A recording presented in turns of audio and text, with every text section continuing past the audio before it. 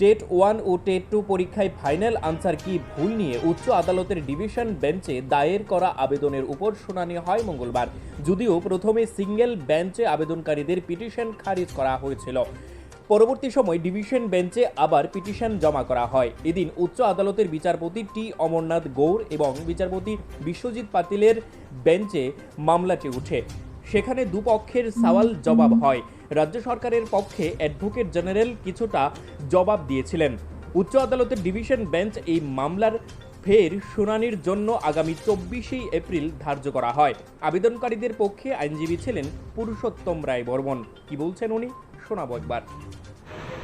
আজকে উচ্চ আদালতের ডিভিশন বেঞ্চে আপিল মামলাগুলো শুনানি ছিল। শুনানি হয়েছে, দুপক্ষই আবেদনকারীদের তরফ থেকে আমরা উচ্চ আদালতে সওয়াল করেছি।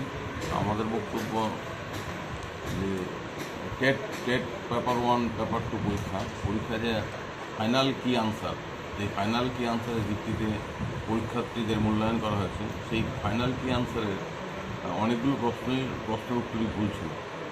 এর ফলে পরীক্ষার্থীরা প্রাপ্য নম্বর থেকে বঞ্চিত হয়েছে। এর ভিত্তিতেই একক বিচারপতির কোর্টে মামলা করা হয়েছিল এই ফাইনাল কি আনসারকে চ্যালেঞ্জ জানিয়ে, কিন্তু একক বিচারপতি সেই মামলাগুলোকে গ্রহণ করেননি। উনি মামলাগুলো খারিজ করে দিয়েছেন বিস্তারিত শুনানির পর।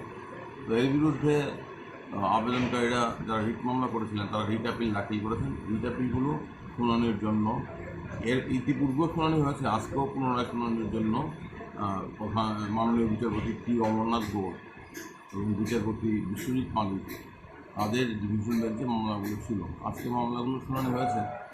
আবেদনকারীদের তরফ থেকে রিট আপিল যারা করেছেন তাদের তরফ থেকে আমরা আদালতে দেখিয়েছি যে কী কারণে কি আনসার অনেকগুলো কোশ্চেনের আনসার ভুল, এগুলো আমরা বিভিন্ন রেফারেন্স বুকের ভিতরে দেখিয়েছি। আদালত আমাদের বক্তব্য শুনেছেন, অ্যাডভোকেট জেনারেল সেটা জবাব দিয়েছেন।